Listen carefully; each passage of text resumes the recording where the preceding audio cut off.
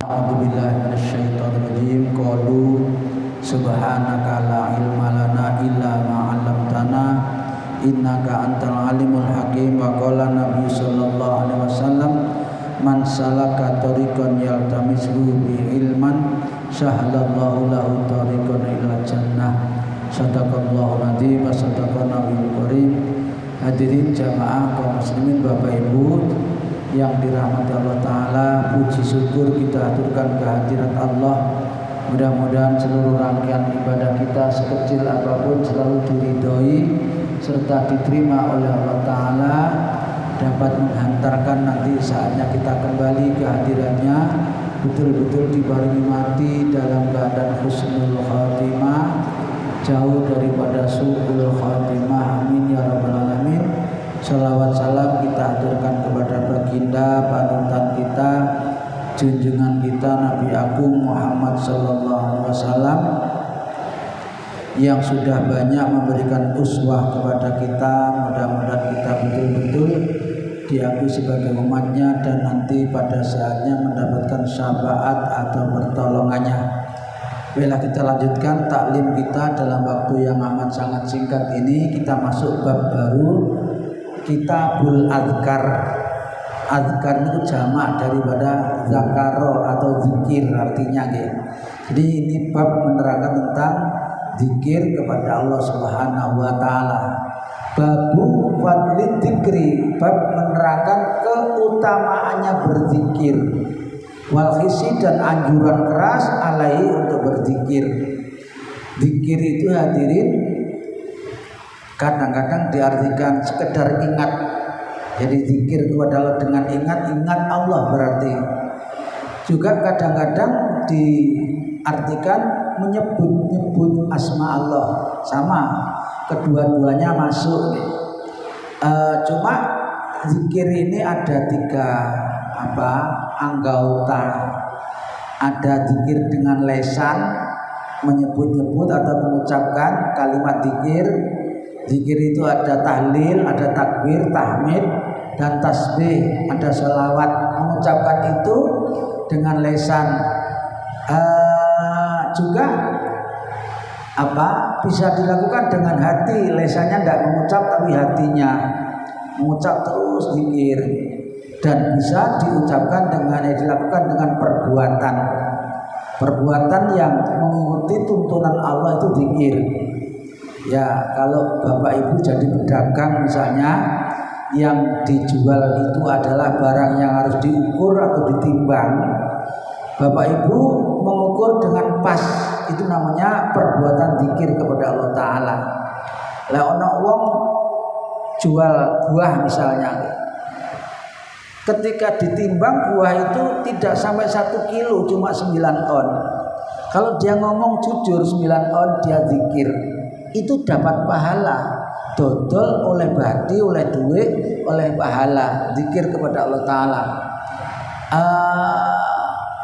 Jangan, saya pernah cerita itu pernah ditipu.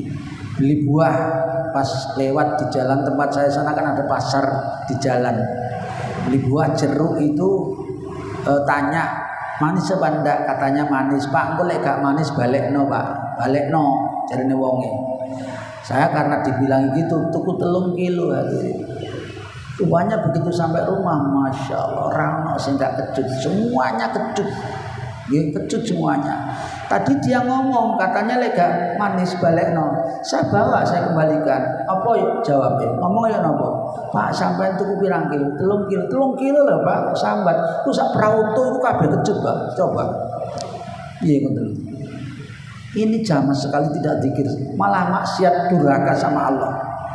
Jadi nyambut gawe itu lek iso tidak sekedar cari keuntungan, tapi juga bernilai ibadah. Karena Allah perintah kepada kita, kata Allah, aku tidak ciptakan jin dan manusia termasuk kita ini melainkan untuk melakukan sesuatu yang bernilai ibadah. Apa saja, kita boleh jual beli, kita boleh berdagang, kita boleh istirahat, boleh tidur, boleh apa saja, tapi harus yang bernilai ibadah. Caranya bagaimana? Lakukan dengan ketentuannya. Jadi Misalnya makan ya makanannya yang halalan thayyibah. Ini ketentuannya. Terus caranya makan dengan tangan kanan baca bismillah dulu. Masih banyak rangkaiannya makan aturannya itu, ojo omong-omongan, ojo karo ngadeg, ojo nyiso dan lain sebagainya. Kalau itu ditepati sesuai dengan tuntunan Nabi semuanya, di samping mendatangkan kenikmatan, kebaikan sekaligus mendatangkan pahala. Semua kita tidur, kita istirahat, bahkan kumpulnya suami istri itu kalau dilakukan sesuai dengan tuntunan syariat dapat pahala. Coba terus kumpulnya enak dapat pahala. Ini kalau dilakukan, ini namanya zikir fi'li, zikir perbuatan. Jadi kita mesti tahu ada zikir hati, ya sekedar ingat atau mengucapkan, tapi dalam hati itu zikir qalbu namanya. Nah yang di lisan itu namanya zikir fi'li, zikir qauli, zikir dengan ucapan-ucapan. Baik, kita masuk dulu, waktunya singkat ya. Di dalam tiap bab ada ayat Al-Quran, termasuk ini. Wala dzikrullahi akbar, terdapat di dalam surat Al-Ankabut ayat 45. Dan berzikirlah kepada Allah yang Maha Akbar dengan zikir yang banyak. Maka Allah Ta'ala fadhkuruni adzkurkum. Ini salah satu janjinya Allah. Di dalam Al-Quran itu berpuluh-puluh bahkan ratusan janjinya Allah di dalam Al-Quran itu. Dan setiap janjinya Allah pasti ditepati. Gak seperti kita ini seneng lek ngomong janji, tapi kadang-kadang yo akeh sing ilang dalane, junjah janji tok. Bisa aku lek dadi aku ngene pendidikan gratis segala macam, tapi bare yo bar nang ndi. Itu namanya hadirin tidak zikir. Nah kalau Allah menyebut janji kayak ini, fadhkuruni, ingatlah kamu dengan aku, adzkurkum, aku pasti akan mengingat kamu, katanya Allah. Aku pasti mengingatmu. Lah, kalau kita mengingat Allah, melakukan sesuatu dengan caranya Allah, Allah mengingatnya kita dengan berbagai macam perihal, dengan rahmatnya. Itu ingatnya Allah kepada kita, dengan ampunannya, dengan pertolongannya, dengan kemudahannya. Kalau kita banyak mengingat Allah, pasti janjinya Allah dipenuhi. Di dalam Al-Quran banyak sekali ya. Termasuk ud'uni astajib lakum, berdoalah kamu kepadaku pasti tak kabulkan. Kalau kita memenuhi syaratnya, insya Allah dikabulkan. Dan seterusnya. Waqala ta'ala wadhkur rabbika fi nafsika tadru'an wa khufyah wa dunal jari minal qawli bil ghudwi wal asal. Berzikirlah kepada Allah Ta'ala dengan banyak di pagi hari dan sore hari, baik dengan hati maupun dengan lisan. Dalam surat Al-A'raf 205. Kita lanjutkan. Oh, dawa gimana? Oh, ada 3 ya. Di dalam surat Isra atau Bani Israel ayat 110 ada firman-Nya Allah, wala tajhar bisolatika wala tukhafit biha wabtaghi baina dzalika sabila. Kalau kamu berzikir, kamu berdoa atau juga sholat, ini artinya luas nggih. Sholat di sini bisa sholat seperti yang kita lakukan, bisa berzikir, bisa berdoa. Itu jangan kamu keras-keraskan. Wong misa baris gak ono ae, bacaane bau wanter pakai pengeras sok dukur. Ini tidak boleh. Terus wala tukhafit, tapi jangan kamu terlalu pelankan. Sehingga gak krungu makmume dan seterusnya. Tapi wabtaghi baina dzalika sabila, ambillah jalan tengah-tengah. Ya kalau jamaknya sedikit ya wis gak usah pakai pengeras lah ya. Sampai gak ono pakai pengeras bau wanter, atau pakai pengeras tapi isor tok ae. Nang ndukur sapa sing ngrungokno, ora nek sing salat nang ndukur. Jadi itu maksudnya. Baik, yang ke selanjutnya surat Al-Jumu'ah. Wadhkurullaha katsiran la'allakum tuflihun. Padha kabeh intinya perintah untuk berzikir. Kita lanjutkan saja. Akeh niku ayat ini. Kita masuk kepada hadis-hadisnya. Wa amal ahadis, adapun hadis-hadisnya Nabi yang berkaitan dengan zikir, ini yang pertama adalah sebuah riwayat dari Abu Hurairah radhiyallahu anhu qala Abu Hurairah berkata, Qala Rasulullah SAW, Rasul bersabda. Kalau Rasul bersabda, maksud Rasul berkata, katanya Rasul. Nah ini hadirin, ya, yang paling sedikit apa ya? Sedikit sih ya, sedikit enteng, ringan diucapkan. Katanya Nabi, kalimatani ada dua kalimat. Khafifataini ala lisan, ringan di lisan. Sakilatan fil mizan, tapi besok di hari kiamat itu amal-amalkan ditimbang, ini akan memberatkan timbangan. Dua kalimat ini tadi memberatkan timbangan. Habibatani ila rahman, amat sangat dicintai, disukai oleh Allah yang Maha Rahman sejak sekarang. Mulana Bapak Ibu terutama yang kayak kula panjenengan sing pun munduri tuwa niki, sing dipikir ora ana liya kecuali samune mati. Wong tuwa sing lembur nusang jempale ndas digawe sikil-sikil digawe ndas, awan digawe bengi-bengi digawan, opo sing digoleki? Oleh duwe akeh ta? Oleh mati gak kira digawa. Lah niki sing harus diperbanyak, ini nanti yang dibawa mati. Ada ucapan yang ringan, yang mudah diucapkan. Nanti di hari penghisaban amal memberatkan timbangan. Apa kata Nabi? Qaulukum subhanallah wa bihamdi subhanallah iladzim. Gitu. Enteng toh? Enteng gue. Si enteng tiga enteng ini ganjaran gede. Saya gak gelem ya wancana rada ulet aja nih. Enteng kalimatani subhanallah. Panjenengan kali napa-napa. Nggih kali lunggu-lunggu, kali istirahat, kali ngomong putune. Masa ngomong anake, ya wis gedhe anake wis duwe anak meneh. Putune sing dimong. Kali ngomong putune niku kali ini. Subhanallah wa bihamdi subhanallahil. Hadirin, nanti di hari penghisapan itu perhitungan amal. Amal kita nanti dihitung. Ada 4 kali perhitungan amal. Coba nek pisan tok ono gak nemen ping 4 iki. Jadi keempat-empatnya penghisapan amal ini kita harus lulus semuanya lek pengen mlebu swarga. Siji napa? Nanti yang pertama kita akan menerima catatan amal, rapot. Lek arek sekolah rapot iki ngoten nika, awake dhewe rapote malaikat sing garap. Kok ternyata ketika diterima niku tangan kanan dari depan rano merah, wah lulus panjenengan di penghisapan yang pertama. Tapi lek kate tangan kiri apalagi dari belakang oleh nrimo nggih umune abang kabeh, wah wis tebal. Penghisapan yang pertama wis langsung dilempar nang api neraka. Bisa nek gak lulus. Lulus pertama ikut yang kedua. Yang kedua apa? Katanya Allah, fa may ya'mal misqala dzarratin khairan yarah wa may ya'mal misqala. Ini hisab yang kedua, dihitung. Mal panjenengan amal kula panjenengan dihitung nanti. Salate pira, sedekah pira, zakat semuanya dihitung seapi-api. Tasbih pira, zikir pira dihitung. Terus dosane ya dihitung. Makanya dikasih kesempatan kayak kemarin puasa Arafah. Sebelumnya puasa Arafah itu ada puasa Ramadan, puasa Syawal, terus puasa Arafah. Sebentar lagi ini nanti di bulan Muharram tanggal 10 itu juga puasa untuk menghapuskan dosa. Cuma kalau Muharram hanya 1 tahun. Tanggal 10 Muharram, nggih. 10 itu bahasa Arabnya Asyura. Nggih, Asyura itu 10 Muharram. Wong Jawa lek ngomong Asyura no kangelan. Nggih. Makanya sing ngomongnya apa? Suro. Bulan Suro. Muharram di Arab di Islam gak ana bulan Suro gak ana. Wong lek sik ngomong bulan Suro wis Islam sing ngomong bulan Suro. Iki Islam sing rada kejawen.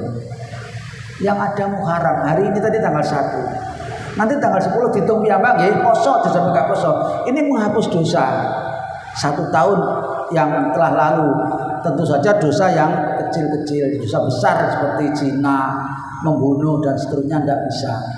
Nah, hadirin, lek wis kaya ngono apa modele fasilitas ampunan dosa wis akeh kok diakeh dosane ya rada embuh. Makane sing akeh niki subhanallah wa bihamdi subhanallah.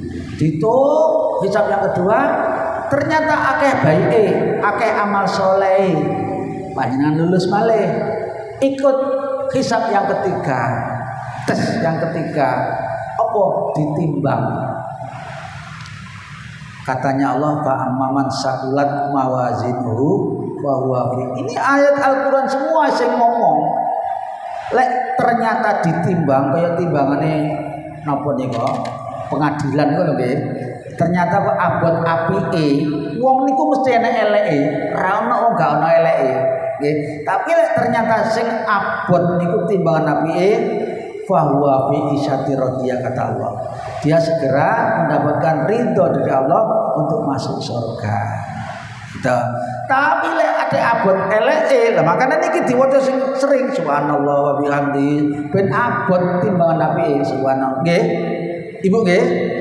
Mun nduri tuwa ni mosok aja mikir duwe ae. Mati yo gak digawa nanti duwe. Nggih. Paling panjenengan dikai kembul apa kafan kain putih 5 rangkep paling akeh niku mawon gak ono sakune, gak iso nggawa napa-napa panjenengan, gak ono jahitane, paling banter. Tapi sakjane sak bungkus sak lapis pun sah.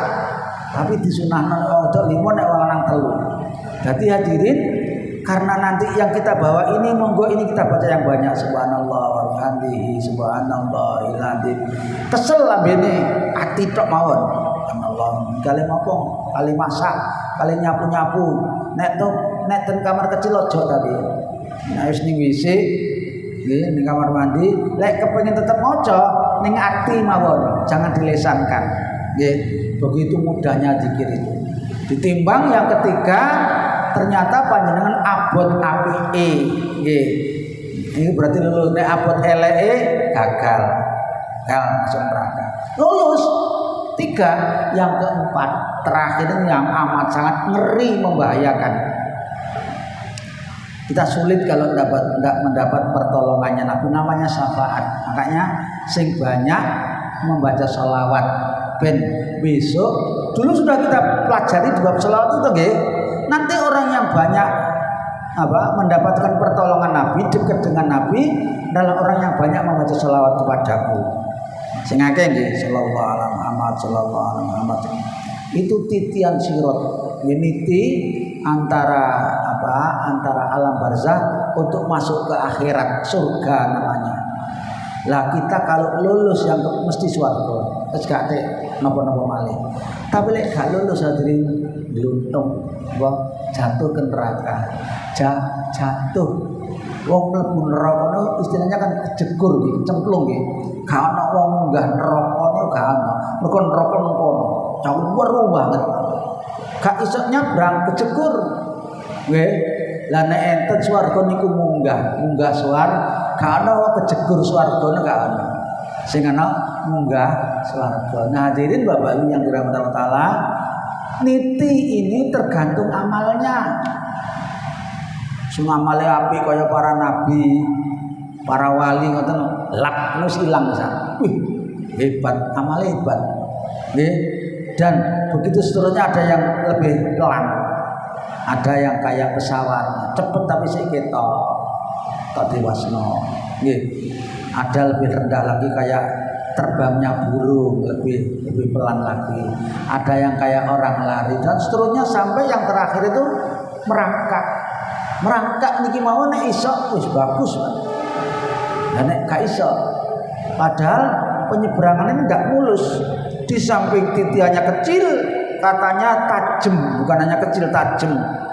Bahkan di pinggirnya titian ini ada bandolan-bandolan yang untuk menggagalkan orang yang nyebrang. Hati-hati mulakno sing akeh maca selawat ben oleh pitulungane Kanjeng Nabi. Ngoten nggih.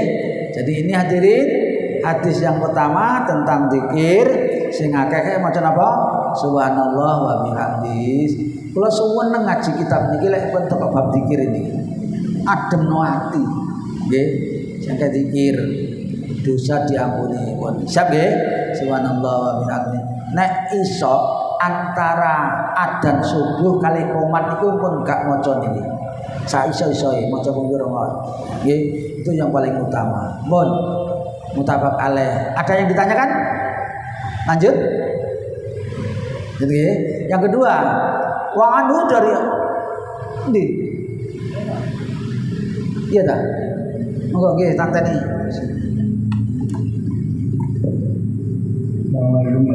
Waalaikumsalam warahmatullahi wabarakatuh. Ini mengenai dia Allah itu pasti dapat lupa. Yang namanya manusia itu kan kadang-kadang memantau itu kan kadang doanya langsung dikabulkan. Nggih. Terus kita untuk menyikapi itu bagaimana? Yang kedua mengenai soal ini sebenarnya dibicarakan dengan soal Jumat. Soal Jumat. Ya. Apa benar itu sebagai pengganti sholat dulu juga? Setelah sholat Jumat, kita sholat apa yang kita lakukan? Mohon penjelasan. Waalaikumsalam warahmatullahi wabarakatuh. Yang pertama tentang doa. Baik.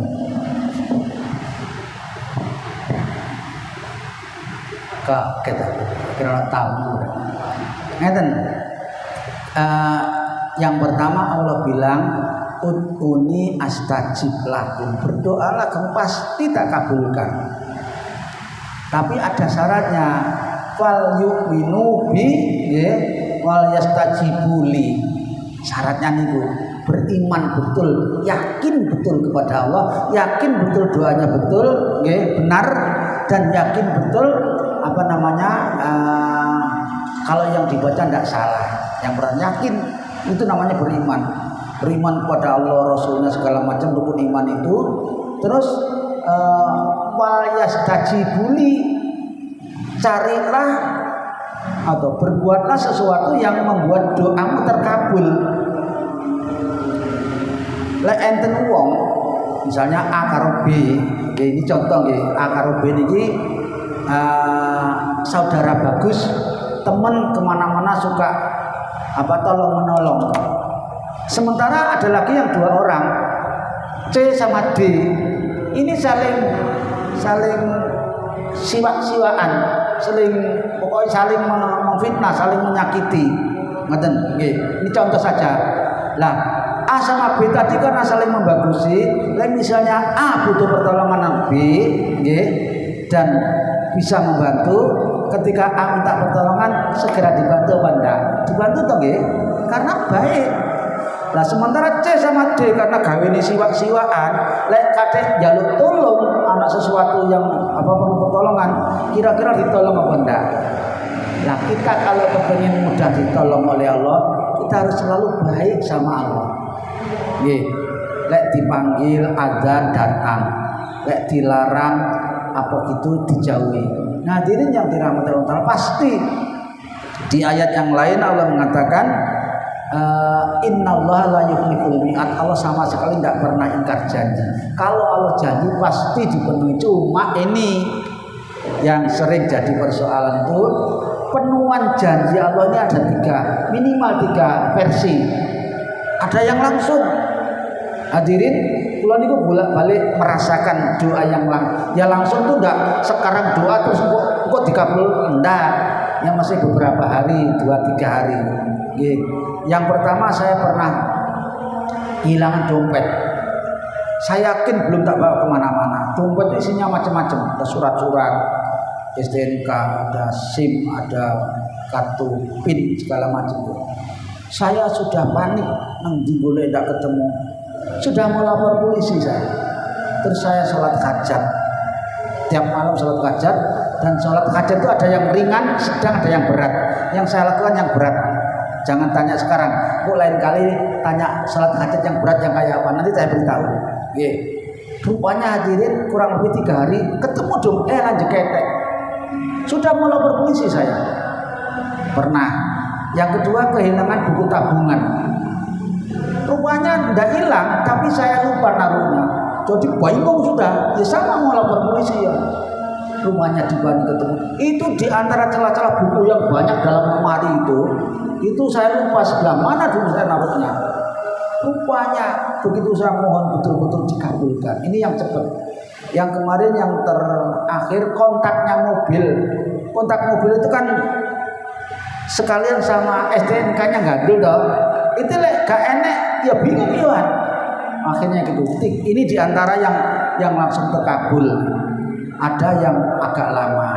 Kayak ada Bapak Ibu, ojo mana awak dewi. Nabi Ibrahim ingin putra itu berpuluh-puluh tahun oleh dulu. Nabi Rasul Nabi Muhammad ketika minta dipindahkan kiblat dari Masjidil Aqsa ke Masjidil Haram itu juga lama, sampai disebutkan di dalam Al-Quran kata Allah, qad naro taqallubal wajhika fis sama, kata Allah, falan waliyannaka angkibatan tardahu. Muhammad, ini ayatnya diturunkan langsung. Aku ngerti lek kon tiap hari ngangkat tanganmu tinggi-tinggi ndangah minta dipindah kiblatmu dari Masjidil Aqsa. Itu tidak langsung seketika, lama itu. Nabi loh lama. Jadi lek kita rada lama ya sabar. Makanya di dalam Al-Qur'an perintahnya Allah wasta'inu bis-sabri was-shalah. Jadi lek berdoa itu sabar sih. Lek durung dikabulkan diuji oleh Allah. Allah senang mendengar nyanyian panjenengan dalam bentuk doa. Senang Allah, ridho. Jadi Allah masih suka mendengarkan tasbih kita, zikir kita, doa. Dibiarkan dulu ben akeh maneh doanya. Tapi pasti dikabulkan. Yang kedua gitu, suwe nggih, itu suwe yang kedua. Jadi pasti dikabulkan cuma suwe atau ditunda. Jadi di antara syaratnya doa itu memang tidak boleh kesusu, ya harus sabar. Yang ketiga, doa itu bisa dioper oleh Allah kepada hal lain. Kita minta duit banyak misalnya, minta terus, rupanya mestinya kita kecelakaan, kena musibah, bencana, tanah longsor atau apa. Karena kita banyak berdoa, mestinya kita kena bencana itu doa kita dikompensasi, dioper. Kita tidak termasuk kena bencana, tapi doanya tadi ya gimana itu. Yang kedua, yang ketiga sebagai simpanan. Belum diberikan di dunia, nanti di akhirat diberikan. Bisa jadi kita nanti dimasukkan surga, mestinya gak masuk surga gara-gara kita rajin berdoa. Jadi ada tiga, tapi pasti dikabulkan. Justru kalau ada orang yang nanti ketemu kita hadisnya, orang yang tidak sabar, malah dalam hati saja nengian, dia tidak mengucap dengan lisannya, endi jarine Allah itu maha mengabulkan doa. Aku ndonga kan ujian ora enek rupane apa blas. Padahal di dalam hati, apa yang kamu angen-angen itulah yang terwujud. Allah sudah bilang di dalam hadis qudsi, ana indadoni abdibi. Aku ini terserah prasangka hambaku kepadaku. Kalau dia menyangka doanya tidak terkabul, ya wis. Makanya ojo pernah suudon, selalu berupaya untuk husnudon. Husnudon caranya, yakinlah Allah yang maha tahu kapan doa itu akan diwujudkan. Bisa jadi cepat, bisa jadi lama, bisa jadi dioper dengan itu pasti dikabulkan. Harus yakin. Salah satunya syaratnya yakin. Ngoten nggih? Tapi nggih angel niki penak diomong. Lakonine niku mboten gampang. Akeh wong sing wis aku lek ngono timbangan ngene wis padha istighfar tok sing akeh wis gak dungo-dungoan. Nah, ini juga tidak boleh. Ya kita ya istighfar, sholawat dan zikir-zikir yang lain juga berdoa. Ngoten nggih? Singkatnya, yang kedua, tentang sholat itu dikatakan sebagai sholat Jumat dikatakan sebagai rakaatani minadzuhri, ganti daripada sholat. Maksudnya ini hanya untuk laki-laki. Orang perempuan bisa kalau dia ikut sholat Jumat terus ikut sholat Jumat terus gak usah sholat duhur. Lah kita laki-laki dikatakan sebagai gantinya sholat duhur itu mestinya waktu itu, kalau di hari-hari lain kita kan sholat duhur, tapi di hari Jumat kita tidak diwajibkan duhur, tapi diwajibkan Jumatan asal memenuhi syarat. Menurut Imam Syafi'i bisa melaksanakan Jumatan itu adalah minimal 40 orang yang sudah mukallaf, yang dewasa. Menurut Imam Syafi'i. Kalau menurut imam lain 3 orang pun boleh. Nah, apa yang kita lakukan itu mestinya zuhur, tapi karena kita laksanakan Jumat, itulah istilahnya sebagai ganti daripada sholat zuhur. Kecuali kayak kemarin hari raya Idul Adha, hari rayanya hari Jumat, itu pagi sudah mendengarkan khutbah. Lah di siang harinya Jumatan harus mendengarkan khutbah lagi, maka itu ada dispensasi atau rukhsah. Lek pagi sudah sholat Idul Id pokoknya, maka Jumatannya tidak wajib. Jumatannya yang tidak wajib. Kalau dia tidak Jumatan, dia harus sholat zuhur. Itu namanya ganti daripada sholat Jumat. Kenapa begitu? Hadirin saiki penak sudah, tempatnya bagus, hawanya adem, ono AC-nya, ono pengerasnya, segala macam. Dulu zamannya Nabi enggak, semuanya jauh-jauh jalan, terus cuacanya di sana panas. Jadi kalau pagi sudah datang ke lapangan sholat terus pulang, nanti Jumat teko meneh, itu sulit untuk orang zaman dulu. Makanya dibolehkan untuk hari raya hari Jumat, Jumatannya boleh tidak usah ke masjid tapi sholat zuhur saja. Ngerti nggih? Jadi boleh gantinya itu. Untuk sholat sesudahnya namanya ba'diyah Jumat kalau Jumatan. Kalau dia ikut Jumatan, sholat sunahnya itu lek iso ping 2 nggih, 2 rakaat. Enten hadis ngeten. Engko ketemu nggih. Man hafadho arba'a rakaatin minaduri wa arba'atin ba'daha haramallahu jasadahu ala niron. Sing sapa wong, ini pernah saya sampaikan sudah. Sing sapa wong njogo 4 rakaat sebelum zuhur, 4 rakaat nggih, 2 rakaat dan 4 rakaat setelah zuhur, sama 2 rakaat haram masuk neraka. Coba enak toh? Tapi enak ngomongi, nglakonine ra gampang. Kadang-kadang 2 rakaate males e. Wong lek istiqomah 4 rakaat oleh Allah dijauhkan dari perbuatan maksiat, dijauhkan dari dosa. Pokoknya ingin baik syaratnya istiqomah 4 rakaat sebelum zuhur, 4 rakaat setelah zuhur, kecuali Jumat dan musafir dan sakit. Kalau sedang musafir atau sakit atau pas Jumat, lek Jumat itu cuma ba'diyah saja. Kalau qobliyah Jumat itu dalam persoalan, dalam ikhtilaf. Ada ulama yang Syafi'iyah mengatakan ada qobliyah Jumat itu. Tapi selain Imam Syafi'i mengatakan qobliyah Jumat itu ora ono. Itu gak usah dipersoalkan, nek gelem ya lakonono salat, nek gak gelem ya wis aja pikir. Sing apik yang mana? Sing apik ya sing salat, sing rapi, sing ora. Ampun mboten manwis. Wong itu sunah. Gak salat ya nek sunah nggih, gak salat sunah ya ora dosa. Jadi kalau salat Jumat itu yang yang muktabar, hadisnya sepakat seluruh pendapat itu ba'diyahnya. Qobliyahnya itu berbeda pendapat. Monggo lek mau Imam Syafi'i ya lakonono, lek mau selain Imam Syafi'i ya wis ora usah qobliyah Jumat nggih. Karena memang semuanya punya alasan nggih. Karena kondisinya Nabi dengan kita tidak sama. Nabi dulu rumahnya gandeng dengan masjid. Jadi bisa jadi Nabi qobliyah Jumat itu sholat di kamar. Begitu waktunya naik mimbar, beliau keluar. Ini alasannya Mas Syafi'i. Jadi Nabi saja jadi sholat tapi di kamar karena mengeruh. Katanya yang kedua alasannya antara adzan dan iqamah itu ada sholat. Jadi ada sholat qobliyah Jumat. Makanya monggo sing yakin yo lakonono, sing ora ya ora apa-apa. Ngoten nggih. Itu yang penting. Yang penting Jumatannya jangan sampai tekok masjid imam wis naik mimbar. Malaikat tutup bukune wisan. Sing teko nek imam wis naik mimbar gak dicatat oleh malaikat. Hadis sahih.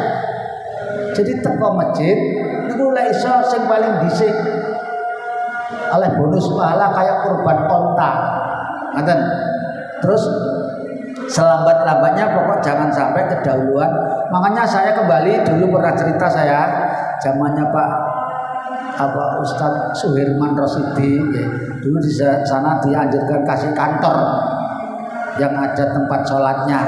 Mulai khotib itu kok duluan aja langsung ke masjid nang kono sik ngenteni di kono nek wis wayahe azan khotibnya baru masuk. Sakno sing teko keri-keri bukune malaikat wis ditutup.